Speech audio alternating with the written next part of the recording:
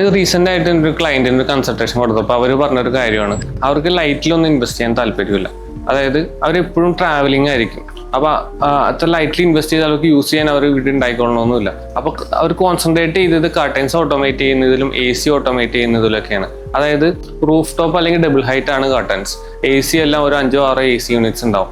അപ്പോൾ നമ്മളത് ഡിസൈൻ ചെയ്ത് കൊടുത്ത് എങ്ങനെയാണെന്ന് വെച്ച് കഴിഞ്ഞാൽ, അവർ വീട്ടിൽ നിന്ന് പോകുന്ന സമയത്ത് ഒരു കമാൻഡ് സെറ്റ് ചെയ്യുക, Alexa we are leaving home എന്ന് പറഞ്ഞാൽ കർട്ടൻസ് എല്ലാം ക്ലോസ് ആവും, AC എല്ലാം ഓഫ് ആവും. അവരുടെ ഇല്ലാത്ത സമയത്ത് ഒരു ഗസ്റ്റ് വന്നു കഴിഞ്ഞാൽ അവർക്ക് നമ്മൾ ഇൻസ്റ്റാൾ ചെയ്ത വീഡിയോ കോൾ ബട്ടണിലൂടെ ഗസ്റ്റുമായിട്ട് സംസാരിച്ച് റിമോട്ടായിട്ട് ഡോർ അൺലോക്ക് ചെയ്ത് കൊടുക്കാം. അപ്പോൾ ഇത്തരത്തിലൊരു ഡിസൈനിങ് കൺസെപ്റ്റിനെയാണ് നമ്മൾ സ്മാർട്ട് ഡിസൈനിങ് എന്ന് കൂടെ പറയുന്നത്. അതായത് സ്മാർട്ട് ഹോം ഓട്ടോമേഷൻ എന്ന് പറഞ്ഞു കഴിഞ്ഞാൽ ഈ ലൈഫ് സ്റ്റൈലിനും കൂടെ എൻഹാൻസ് ചെയ്യുന്ന രീതിയിൽ സ്മാർട്ട്ലി ഡിസൈൻഡും കൂടെ ആയിരിക്കണം.